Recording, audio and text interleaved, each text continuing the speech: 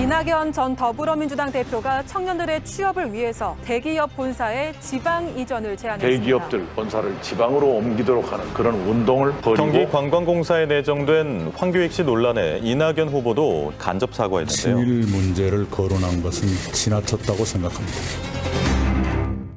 예, 오늘 첫 순서는 방금 전에 예고드린 대로 민주당의 예비후보 이낙연 후보, 이낙연 전 총리를 만나겠습니다.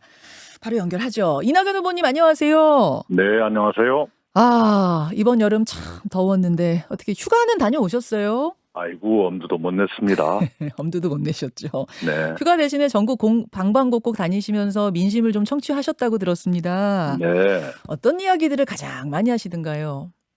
역시 코로나 때문에 많이들 불편해하시고 삶이 힘들다는 하소연이 많지요. 그렇죠. 뭐 어디 가나 지금은 코로나 얘기, 네네. 경제 얘기. 네. 경제 얘기 나온 김에 요 질문부터 좀 드리고 가죠. 네. 정책 질문인데 코로나가 길어지면서 정말 먹고 살기 힘들다 뭐 이런 말씀들을 하시는 중에 이낙연 후보께서 핵심 경제 공약으로 중산층을 70%까지 늘리겠다 하셨어요. 그러면서 네. 다양한 이제 실행 계획들을 내놓고 계시는데 네. 그 실행 계획 이름이 삼중폭격론이에요. 삼중폭격론? 예. 좀 성장 전략입니다. 성장을 위해서 우리 산업을 어떻게 할 것인가라는 것인데, 폭격이란 건 마치 그 예산 폭탄 이런 개념으로 받아들여 주시면 되겠고요. 기존 제조업, 우리가 주력 산업으로 삼아왔던 자동차, 조선, 철강, 석유화학 이런 그 기존 제조업에 대해서는 정밀 폭격, 우리가 경쟁력을 갖고 있는 것, 확실한 것, 이거를 정밀하게 지원하자 뭐 그런 뜻이고요. 예. 두 번째 미래 산업, AI, 반도체, 바이오 헬스, 미래차 이런 것들은 선제 폭격, 미리 지원을 앞당겨서 하자는 것이고요. 우리 서비스 산업이 전반적으로 경제 수준에 비해서는 취약한 편입니다만 이런 곳은 전방위 폭격, 예, 그런 이름을 붙여봤어요. 왜냐하면 서비스 산업은 갈수록 우리 고용 인력이 늘어나고 사람들이 많이 일하는 분야인데 아직도 발전의 여지가 굉장히 많거든요. 그렇죠. 그래서 전방위 폭격 이렇게 이름 붙였습니다. 폭격하면 좀 무시무시했는데, 그러니까 이게 총 쏘는 폭격이 아니라 돈을 쏘는 예산을 쏘는 지원하는 폭격이군요. 네, 예산 폭탄 이런 용어들을 많이 썼지 않습니까? 예, 네. 정말로 중산층이 많이 늘어나야죠. 중산층 늘어나고 양극화 해소되고 그래서 코로나도 잘 극복하고 이렇게 좀 됐으면 좋겠습니다. 정책 이야기가 나온 김에 뭐 어제 오늘 논란이 크게 되고 있는 법안 얘기로 좀 넘어가 보죠. 네네. 어제 국회 상임위를 통과한 언론중재법 말인데요. 네. 국민의힘만이 아니고 정의당, 언론노조, 뭐 언론학 교수들까지 우려가 상당한 가운데 문체위를 통과했습니다. 어떤 입장이십니까? 우리가 이것은 한번 생각해 봐야 되겠습니다. 언론 환경의 급변으로 다양한 매체가 등장을 하고 있습니다. 그래서 사람들이 그런 매체로 인한 또는 매체의 가짜 뉴스로 인한 피해에 많이 노출되게 되는데요. 피해를 당했을 때 부재가 대단히 미약하지요. 현재는 허위사실 적시로 인한 명예훼손이 입증돼도 1,000만 원 이하 벌금 이렇게 돼 있습니다. 그런데 막상 큰 피해를 당하신 분들은 평생 지워지지 않을 상처를 안고 살아야 되는 그런 경우도 있거든요. 그래서 고의나 증가실의 경우에는 5배까지 징벌적 손해배상을 하자라는 내용의 언론중재법이 어제 은건이 통과했죠. 예, 우리 이낙연 후보께서는 기자 출신 아니십니까? 네네. 기자 생활을 오래 하셨던 분이기 때문에 아마 이 법에 대해서 더 꼼꼼히 보셨을 거고 어떤 우려 상황은 없는지까지도 뭐 다각도로 보셨을 것 같아서 제가 질문드립니다만 지금 이제 언론 노조를 비롯한 많은 언론단체, 언론학 교수들은 이런 얘기를 해요. 우선 고의성, 중과실 이 기준이 애매하다. 요거를 그러니까 고의성을 가지고 쓴 악의적 뉴스인지 아니면 정말 공익을 위해서 열심히 취재하는 과정에서 불가피하게 발생한 실수인지 그걸 판단하는 기준이 모호하다는 건데 어떻게 보십니까? 네, 그 법문을 보면 고의 또는 중과실로 이제 손해를 입혔다, 명예를 훼손했다 하는 경우인데 고의나 중과실이 있었느냐의 입증 책임이 제소하는 측에 있게 돼 있습니다. 제소하는 예, 측이요. 그렇습니다. 예, 예. 이런 것으로 봐서 고의가 있다, 중과실이다라고 하는 거니까요. 대부분의 이 기자들은 전혀 해당이 안 될 걸로 봅니다. 그럼에도 불구하고 언론 자유가 위축될 여지가 없도록 하는 그런 노력은 필요하다고 생각합니다. 그 입증 책임을 제소한 측, 원고 측에 준다고 할지라도 기자들에게 그럼 정보 공개를 하게 될 거기 때문에 우리 기자 네. 출신이시니까 잘 아시겠지만 취재원을 보호하는 건 이 기자의 철칙 아니겠습니까? 그러다 네. 보면은 또 기자들 보도가 위축될 수밖에 없을 것 같긴 한데요. 그런 일이 거의 없을 겁니다. 제가 보기에는요. 그 정도의 고의나 중과실을 가지고 가짜 뉴스를 썼다는 기자가 있을까 싶네요. 네. 또 하나는 가짜 네. 뉴스의 99.9%가 지금 유튜브에서 비롯되고 있는데 네. 왜 그쪽은 규제하지 않고 그쪽은 그대로 두고 기존 언론에 대한 규제법만 이렇게 대폭 강화하느냐 이런 불만도 있군요. 어떻게 보십니까? 거기에 유튜브가 제외되도록 돼 있습니까? 예, 원래 넣었다가 지금 빠진 걸로 되어 있습니다. 그렇습니까? 제가 예. 그건 좀 파악을 해봐야겠는데요. 그 매체나 요즘은 매체 정도가 아니라 그 과거처럼 뉴스의 생산과 소비 사이의 유통 구조가 과거에는 단출했는데 요즘 굉장히 다양하지 않습니까? 다양하죠. 예. 네네. 그래서 그런 것들이 모두 포괄돼야 할 것으로 생각합니다만 그건 조금 더 확인해 보겠습니다. 그럼 빠졌다면 그 부분은 문제가 있다라는 말씀이시고. 네, 확인해 볼게요. 네, 알겠습니다. 그것은, 네네. 이제 정책에 대한 이야기 한 두 가지 정도 짚었는데 아마 9월 초에 민주당 5차 방송 토론이 저희 뉴스쇼에서 치러지니까요. 그때 네. 입법이나 정책 관련된 질문은 좀 더 나눠보기로 네네, 하고 네. 뜨거운 현안도 질문을 드리겠습니다. 아마 네. 이 질문은 오늘 예상을 이 후보께서 하셨으리라 짐작이 되는데 황교익 씨요. 네. 황교익 씨가 경기도 관광공사 사장으로 내정된 걸 두고 며칠간 논란이 상당히 뜨거웠습니다. 네. 어제 이 후보께서 직접 우리 캠프 인사의 언사가 지나쳤다 이렇게 유감을 표현하셨네요. 네. 예, 어떤 배경이실까요? 그대로입니다. 그 친일로 모는 듯한 언급은 과했다라는 제 생각을 말씀드린 것이죠.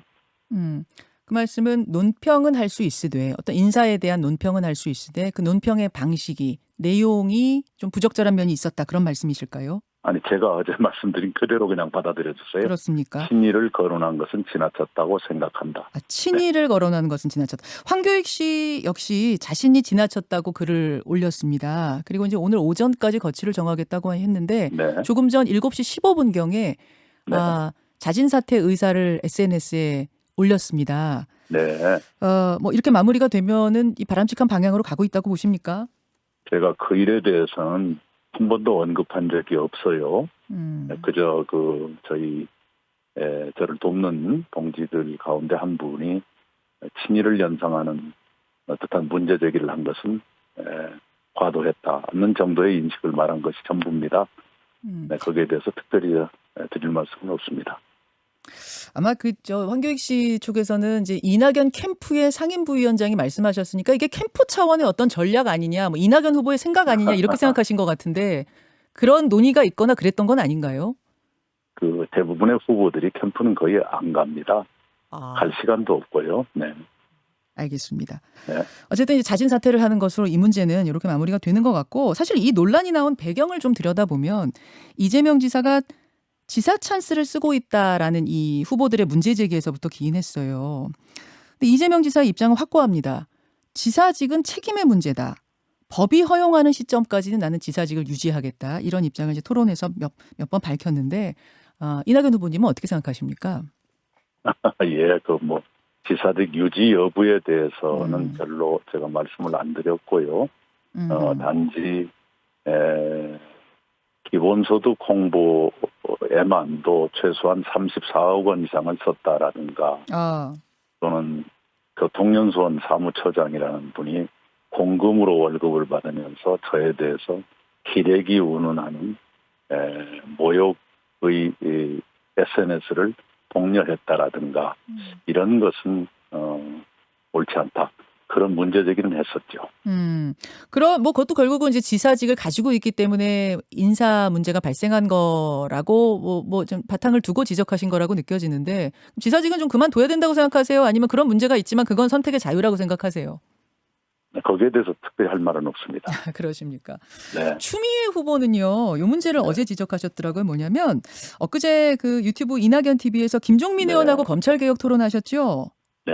예. 그 자리에서 김종민 의원이 당론 수준으로 검찰 개혁을 지원한 분이 이낙연 당시 대표다. 이렇게 말씀을 네. 하셨어요. 그때 추미애 후보께서 어제 이낙연 후보는 당대표 시절에 검찰 개혁에 미온적이었고 심지어 추 장관의 퇴진을 청와대에 압박했었다. 이렇게 글을 올렸습니다.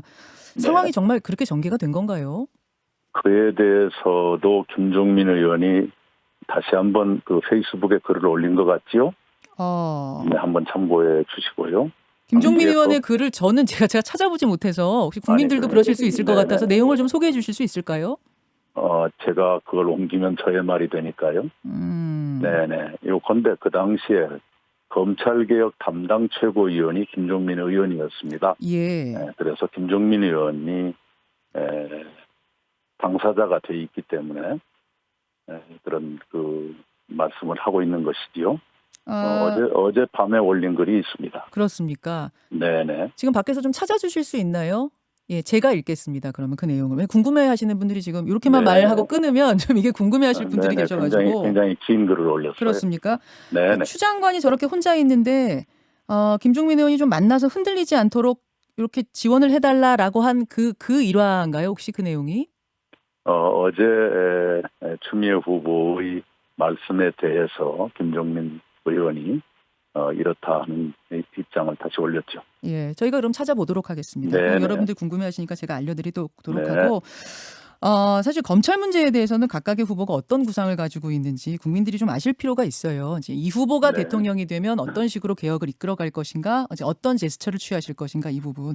이낙연 후보가 대통령이 되신다면 검찰에 대한 문제는 어떻게 네. 가져가실 구상이십니까?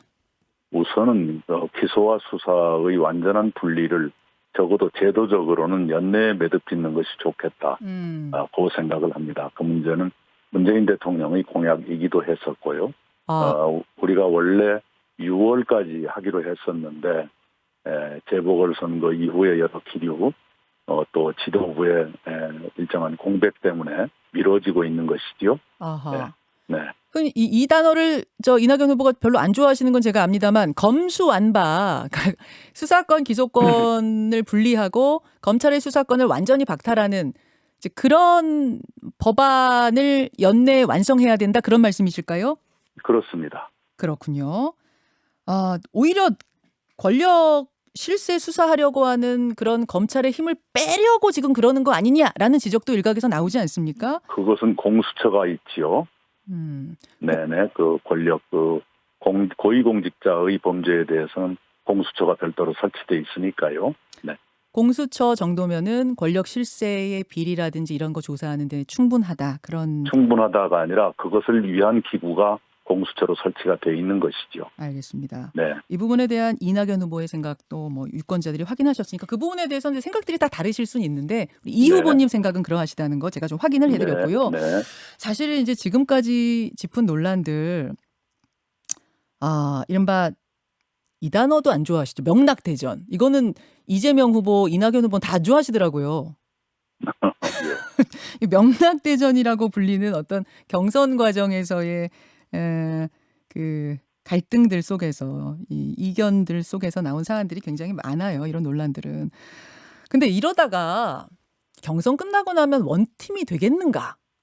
이런 우려도 당 안에서 나옵니다. 어떻게 생각하세요? 네, 그래서 서로 자제하고 일정한 선을 지켜야 하는 것이죠. 그런 노력을 현실이라도 놓쳐서는 안 된다고 생각합니다.